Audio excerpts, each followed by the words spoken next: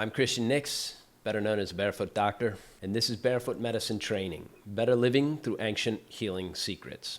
In this short video, I want to talk to you about diverticulosis or diverticulitis.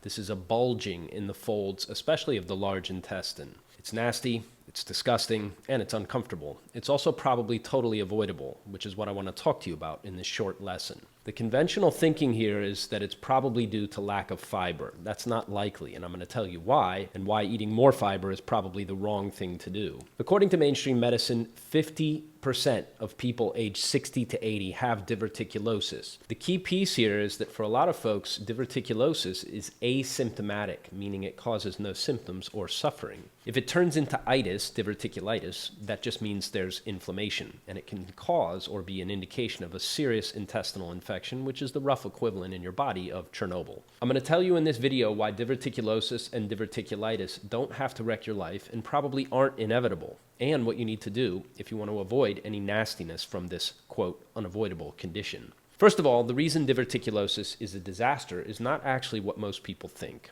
The real catastrophe of diverticulosis and diverticulitis is the medical system has the wrong idea about what's going on inside you, and consequently what to do about it. For example, with diverticulosis, you get diagnosed for blood in your stool using a digital rectal exam, and then put on a high-fiber diet, pain meds, and if there's an infection, probably antibiotics. That means you're going to end up going back to the doctor over and over again and getting told the same thing multiple times, which means more and more medications, none of which are actually going to help you recover. My experience is that diverticulosis and diverticulitis is avoidable and doesn't have to be a big problem or a guaranteed outcome, but not if you treat it according to modern medical principles. You see, the modern medical system is obsessed with one particular methodology, and that methodology is based on reductionism. Reductionism is when you shrink everything down to tinier and tinier subunits like cells and molecules. Now, the problem with that is even though it can result in amazing emergency medical procedures and treatments, like zapping cancer cells, for example, it's worse than useless when it comes to managing a chronic condition, a chronic functional condition in particular. In fact, it's actually counterproductive. When you have a chronic condition, you need to pay attention to connections between things, specifically the way in which your organs influence one another. You'll see what I mean with respect to diverticulitis and diverticulosis in just a second. When you have a chronic condition, you don't have one thing going on, which means you can't focus down on the one area or the one type of tissue or the one group of cells. Reductionism not only misses the connections between the different factors driving your complicated condition, it also results in insanely simplistic so-called solutions.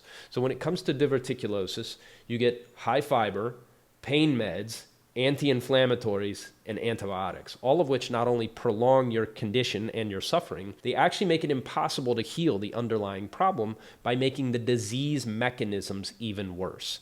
Instead, I recommend a system that helps you understand all the various factors driving your diverticulosis and diverticulitis and how each factor influences every other, and then gives you an overarching strategy to recover, and here's the important part, on your own.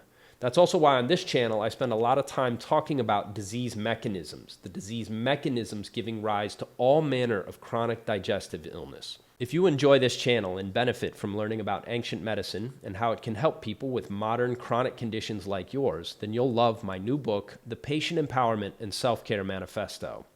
There's 112 pages of simple, easy-to-understand wisdom from ancient medicine with its elegant system of pattern diagnosis for helping regular people understand the exact root causes of hundreds of chronic conditions, the exact chronic conditions modern medicine cannot help you with. You'll also discover what steps you need to take to reclaim your sovereignty over your health and your recovery. In it, I delve deep into the 4 areas that affect your body's ability to recover from a chronic condition: diet, targeted exercises, state of mind practices, and simple remedies and treatments anyone can use, and which specific steps you need to take in what order if you want to activate and control your body's own self-healing resources. I promise you, this book is unlike anything you've ever seen or read before in the fad diet, biohacking, fad fitness, fad health and wellness, fad everything new age industries. Once you read Patient Empowerment and Self-Care, you'll never think about your health or chronic illness the same ever again. You can get a free copy of my Patient Empowerment and Self-Care Manifesto and ask me questions directly twice a month on my Ask Me Anything coaching calls when you take a trial membership to my private community, the Nix Institute for Self-Healing and Integration. The link is in the description. If you want to undo diverticulosis and diverticulitis, you have to treat it at the level of these disease mechanisms. It's these disease mechanisms that modern medicine ignores in favor of pills and other medications to deaden and suppress your symptoms. But until you address the condition at the level of disease mechanisms, you can't really expect anything to improve. For example, with diverticulosis or diverticulitis, it is a combination of what's called static blood, a weak or vacuous spleen, dampness, depressive heat, all of which combine into damp heat in your intestines. All patients with diverticulosis or diverticulitis will also have some element of food stagnation as well. These are the main disease mechanisms. Now, I want to talk about blood stasis. The reason diverticulosis is so common in elderly people is because the blood does not circulate the same once you are past a certain age as it used to circulate when you were younger, say in your 20s. So it's not a surprise that people in their 60s, 70s, and 80s develop diverticulosis because blood stasis, the lack of movement and circulation of blood in especially the abdomen, where there's a lot of blood and a lot of fluids and a lot of other things, starts to break down. In fact, it's been breaking down for a number of years, and once you reach a certain threshold, blood circulation is bad enough that you're going to end up with poor circulating blood in your abdomen, and this is going to contribute to diverticulosis and or diverticulitis. So if you know that elderly people suffer from lack of good circulation of blood, treating the fact that blood is not circulating well in the abdomen, that would be a better approach than simply putting people on anti-inflammatories and putting your finger in their rectum to check for blood and things like this. If you know that that's one of the key mechanisms going on, then you treat the condition at the level of that disease mechanism. The next mechanism that's very, very important, it is said in ancient medicine that in the elderly, blame the spleen. Why? The spleen is the primary organ in modern conventional medical thinking, mostly linked to the immune system, right? It is a primary producer of white blood cells, killer cells. In ancient medicine, it is primarily understood as the main organ of digestion. Well, this is not a big gap to try to cross in your mind, or it shouldn't be, because the spleen does manage the bacteria and the pathogens that are running around inside the body, and almost all of the bacteria, really, in a healthy person, is contained within the intestines, within the digestive tract. And so the spleen's job is to manage roughly 100 trillion bacterium running around inside your intestines and to make sure that that controlled infection doesn't get out of control. And the various ways that it gets out of control have exactly to do with food getting stuck and then building up and blood not circulating, right? And waste and bacteria overgrowing to the point that you develop something like diverticulosis, where you get this bulging pouch, which can then cause irritation in the lining of the intestine, what's called leaky gut, where bacteria is now passing through the lining of the intestine into your bloodstream, and all the nastiness and unpleasantness that goes along with that. So when the spleen gets weak, you see one particular other symptom crop up almost immediately. This is called dampness. As we age, almost everybody ends up dealing with some element of dampness because the spleen is declining. By the time you're around age 35, your spleen is already at the top of the arc. When the spleen breaks down, you tend to see dampness. Dampness is produced in the spleen. What is dampness? Dampness is primarily manifesting in a person's body as mucus. It's not the only form of dampness, but it's the one that I want you to pay the most attention to, because once you see that mucus is being produced in the body, once you know that this is happening to you, once you understand where this is coming from, you can take steps to diminish the amount of mucus and dampness that's building up. And if you don't control it by what you're eating and sort of how you're draining and getting dampness out of your body, you can expect serious problems. And when you have dampness, you also develop something called depressive heat. Depressive heat happens when food and mucus accumulate, especially in the intestines. This creates a big obstruction, and then the body has to put a bunch of extra effort in to try to overcome that obstacle. And so once you have diverticulosis, you are bound to develop at some point, as the modern research literature suggests, diverticulitis. Diverticulitis is in ancient medical terminology, a combination of depressive heat, usually from dampness, and once depressive heat and dampness from a weak spleen, once these two things combine, heat and dampness combined, you end up with a condition known as damp heat in ancient medicine. And this would manifest as an infection. Now, there are good, easy, simple, safe, non-medical ways, meaning you don't have to take pills necessarily, to move blood in the abdomen so that it is not static, or so that if you have static blood, meaning blood that is stuck and not circulating the way it's supposed to in the abdomen, a simple form of abdominal massage that I like to show people. Obviously, I can't show you here on the video, but there's a simple form of abdominal massage that really helps with this. It's very, very effective. Ancient medicine put a lot of store by things like abdominal massage. Other easy solutions can help protect the spleen to prevent the accumulation of food and dampness for as long as possible, which is much longer than most people think in modern Western countries. So, for example, don't eat meals too close together. Don't combine foods that don't go together, and never eat foods or food combinations that aren't suited to each other. I think more than any other single factor, this is the most important change that people in the modern world could make. Certain foods do not go with certain other foods. It's beyond what I can cover here, but I'll tell you where you can find out more about this. To reduce and manage depressive heat, simple targeted exercises, food combinations, herbs, work much better than antibiotics or anti-inflammatories.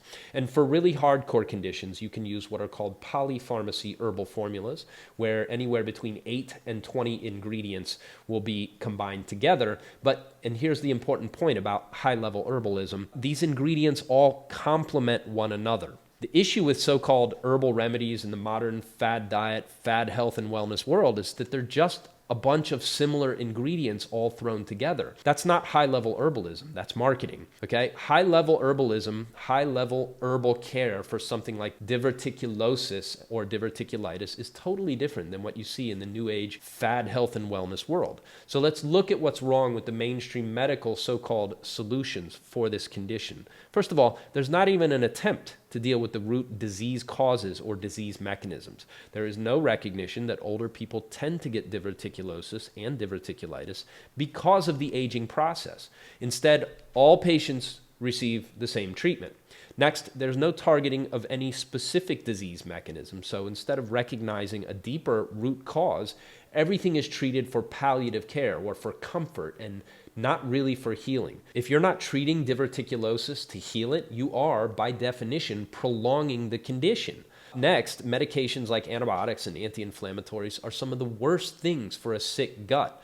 Antibiotics, for example, always damage the function of the spleen at a time when a weak and exhausted spleen is one of the main causes driving diverticulosis and diverticulitis. And anti-inflammatories can cause bleeding in the intestinal lining, which is already damaged and stretched and probably inflamed. Not only that, the one dietary recommendation that's given by all mainstream medical professionals, God bless their souls, is to eat more fiber. The problem is, fiber is tremendously irritating to the lining of the intestine. For someone with diverticulosis, and especially diverticulitis, this is practically a recipe for causing leaky gut syndrome and ultimately autoimmune disease. So you see, it's not just that mainstream medicine has the wrong so-called solutions. They think about these conditions all wrong. So what you should do instead, the first thing you don't want to do is get trapped on what I call the modern medical merry-go-round, where you follow advice from a doctor who doesn't really have any solutions and just keeps giving you more and more pills that add to your misery. That's why I created a private community where you can get coaching directly from me, along with an online training material that I put together into something that I call the pivot protocol. Ancient medicine referred to one specific system in your body as the pivot, as in it pivots you toward health and recovery or toward disease and misery. This system isn't recognized in mainstream modern medicine. In fact, it's the one thing modern medical doctors totally ignore. Your doctor isn't even allowed to speak about this system, probably because it's not taught about in medical school. But if they could, they would discuss it simply as your body's own self-healing system. That's what your pivot is. Everybody knows the body has a self-healing reflex built right into it, but no modern doctor is allowed to acknowledge this because the medical system can't really make any money off of it. Just imagine what happens to the modern medical establishment if millions of people started to heal on their own.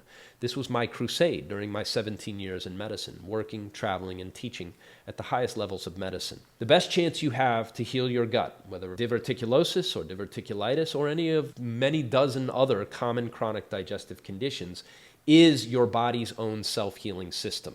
Modern medicine does not have answers for these conditions. My pivot protocol shows you how to trigger and control your body's own healing response so you can recover on your own without pills, supplements, or endless, pointless doctor visits. If you want to know more about how to recover from diverticulosis and diverticulitis or any other digestive illness you may be stuck with, and you're tired of going back to your doctor over and over again with nothing to show for it but more pills and side effects, which aren't really side effects at all, they're negative effects, then please check out my free guide, 5 Fast Start Tips to Feel Better for Diverticulosis and Diverticulitis by tomorrow. And if you're interested in having me be your personal guide, check out my Pivot Protocol private community coaching. You'll find all the links below this video. Thanks, and remember, your body knows how to heal on its own.